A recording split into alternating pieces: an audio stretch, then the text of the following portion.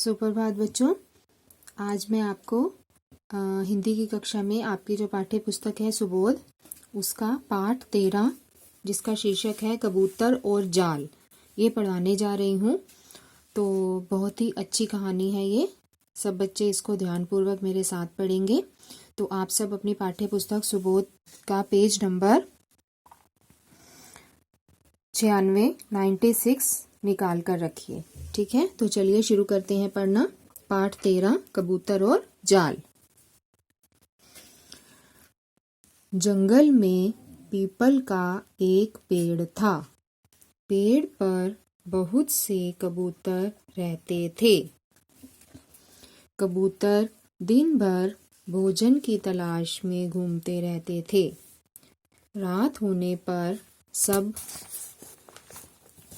कबूतर पीपल के पेड़ पर लौट आते थे।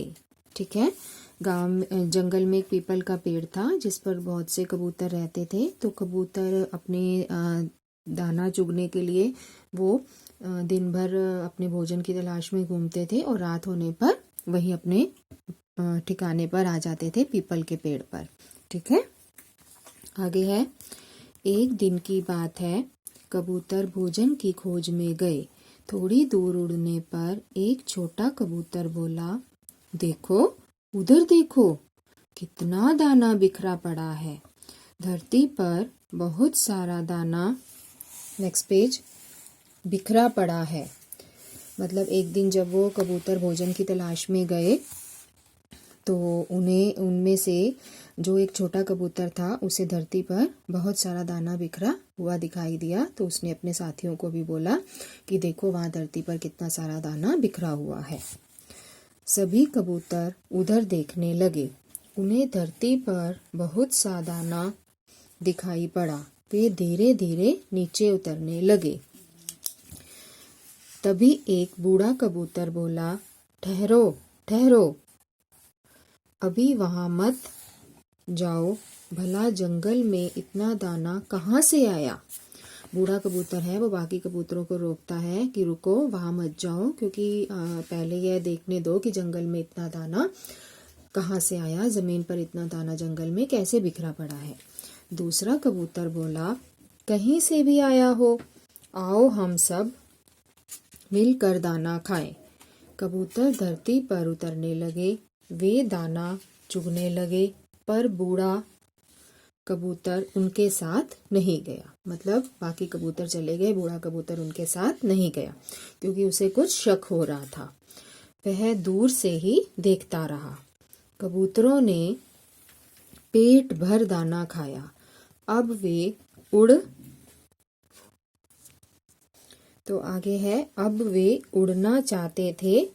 यहाँ पर प्रिंट नहीं है तो यहाँ यही होगा कि अब वे उड़ना चाहते थे पर उड़ नहीं पाए क्योंकि सब जाल में फंस गए थे। मतलब आपको समझ आया कि वहाँ पर जो दाना बिखरा हुआ था वो एक शिकारी ने वहाँ पर दाना बिखेर कर रखा था और वहाँ पर एक जाल बिछा कर रखा था कि कबूतर दाने के लालच में यहाँ पर आए और उस जाल में फंस जाएं और वह कबूतरों का शिकार कर ले। अब कबूतर चिल्लाने लगे, बचाओ बचाओ, हम जाल में फंस गए हैं। तभी एक कबूतर चिल्लाया, उधर देखो, अरे अरे, वह तो बहेलिया है, वह हमें पकड़ने आ रहा है।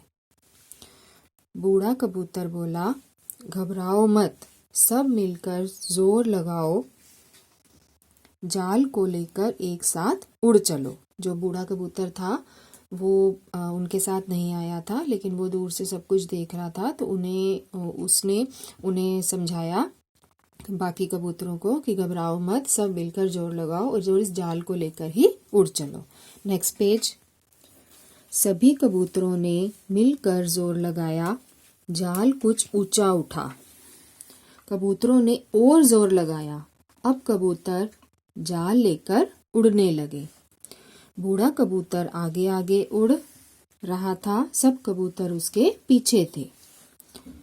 बूढ़ा कबूतर उन्हें लेकर बहुत दूर उड़ गया।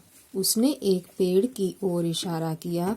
फिर वह बोला, यहाँ एक चूहा रहता है, वह मेरा मित्र है। वह हमारी मदद करेगा, यहीं उतर जाओ। बूढ़े कबूतर ने चूहे को बुलाया। चूहे ने थोड़ी ही देर में जाल काट दिया। कबूतर जाल से बाहर निकल आए। उन्होंने चूहे को धन्यवाद दिया। सभी कबूतरों ने बूढ़े कबूतर से क्षमा मांगी। तो अब बूढ़े कबूतर के कहने पर वो सब अपना जाल लेकर उड़ गए और बूढ़ा कबूतर आगे आगे था और बाकी कबूतर जाल लेकर जो उड़ रहे थे वो उसके पीछे थे। तो उसके बाद बूढ़े कबूतर का एक मित्र था चूहा, उसने उसे बुलाया चूहे को, और चूहे ने उनका सारा जाल काट दिया और कबूतर मुक्त हो गए जाल से। ठीक है, अच्छी स्टोरी थी ना, ये अच्छी कहानी थी ना।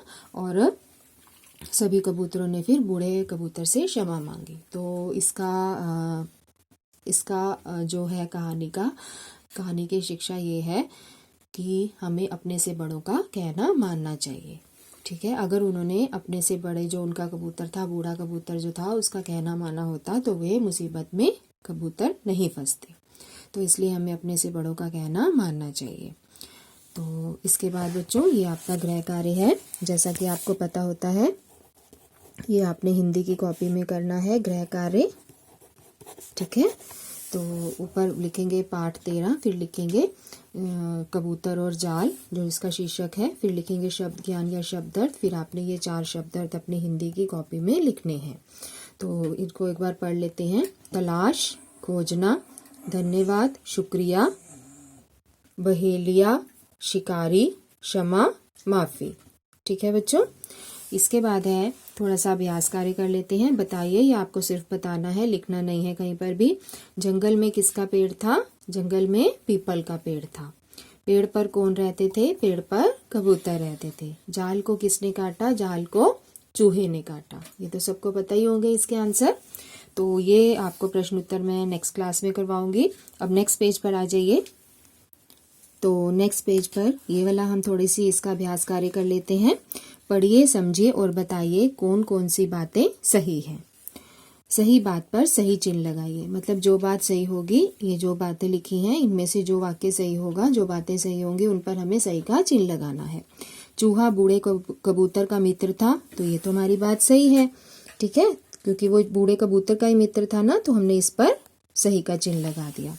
फिर है जंगल में नीम का पेड़ था, ये तो गलत है, तो हम इस पे सही का चिन्ह नहीं लगाएंगे क्योंकि किसका पेड़ था? पीपल का।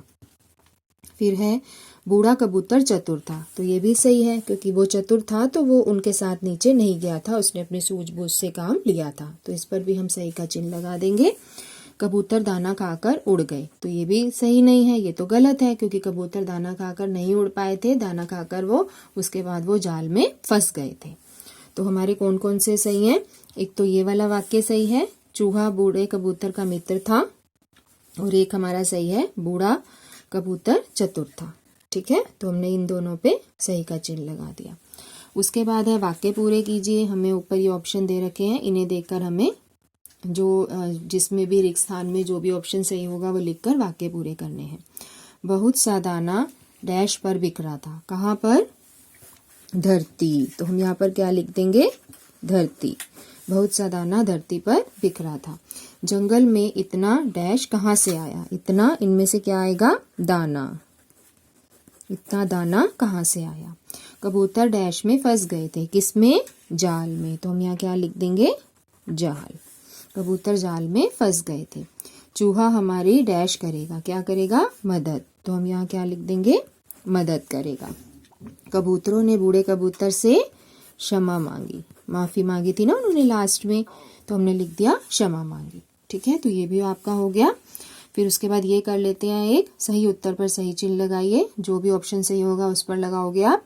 पीपल का पेड़ कहाँ था? जंगल में, खेत में, नदी के तट पर। कहाँ था? जंगल में। तो हम इस पर सही का चिन्ह लगा देंगे। ठीक है, नेक्स्ट पेज। कबूतर क्या लेकर उड़ चले? दाना, जाल या बहेलिया? जाल। किसको लेकर उड़ गए थे? जाल। तो हम जाल पर टिक कर देंगे। फिर है जाल किसने काटा? चूहे ने, कबूतर ने या किसी ने नहीं? किसने काटा था? चूहे ने। ठीक है, तो हम इस पर टिक कर देंगे। उसके बाद नेक्स्ट पेज है आपका। नेक्स्ट पेज पर आपका ये वाला प्रश्न है, ये कर लेते हैं हम, जोड़कर वाक्य बनाइए। कबूतर, इसमें क्या आएगा? कबूतर, इसमें से क्या आएगा? जाल काट दिया, आगे आगे उड़ रहा था, पीपल के पेड़ पर रहते थे, चूहे को धन्यवाद दिया। तो ये क्या आएगा हमारा? कबूतर पीपल के पेड़ पर रहते थे। ठीक है, तो इसको हम, चाहे आप यहाँ पर नंबर डाल लो, क्योंकि आप फिर वैसे करोगे तो बहुत, लाइन डालकर करोगे तो बहुत अजीब सा लगता है। आप इसको पहले नंबर डाल लो, 1 2 3 4। ठीक है, ये हमने नंबरिंग दे दी है इसको, 1 2 3 4। अब जो भी जिसका सही होगा हम उसके आगे उसका नंबर डाल देंगे। जैसे कबूतर पीपल के पेड़ पर रहते थे, तो इसके आगे हम क्या डाल देंगे? 1 नंबर। ये 1 है ना हमारा।